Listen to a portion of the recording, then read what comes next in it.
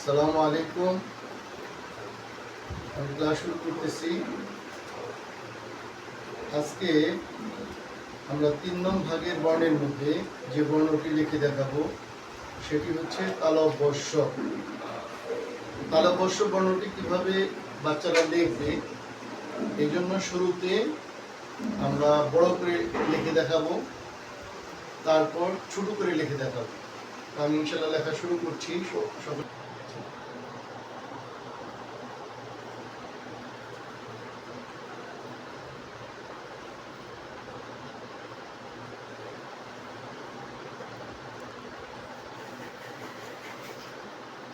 লেখার ক্ষেত্রে কয়েকটি জিনিস লক্ষণীয়।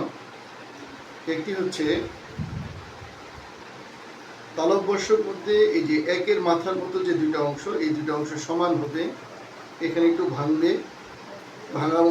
ভাঙা হবে, আর এই দাগটা সোজা হবে এবং এখানে এক চক পরিমাণ জায়গা থাকবে, অল্প একটু জায়গা থাকবে। এইভাবে তালব্য-শ বর্ণটি লিখতে হবে।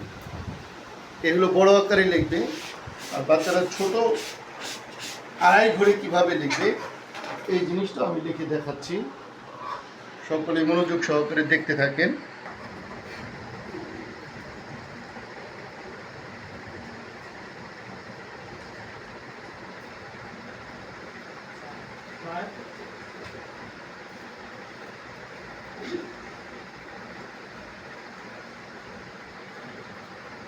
এই হচ্ছে তালব্য-শ। এরকম ভাবে তালব্য-শ এখানে একটা, এখানে একটা, এখানে একটা লিখবে, মাঝখানের এই লাইনটা ফাঁকা থাকবে, আবার এখানে একটা লিখবে, এখানে একটা লিখবে, এখানে একটা লিখবে।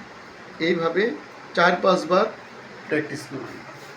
তো ইনশাল্লাহ আশা করি এইভাবে লিখলে বাচ্চাদের লেখা ইনশাল্লাহ সুন্দর হবে। আসসালামু আলাইকুম।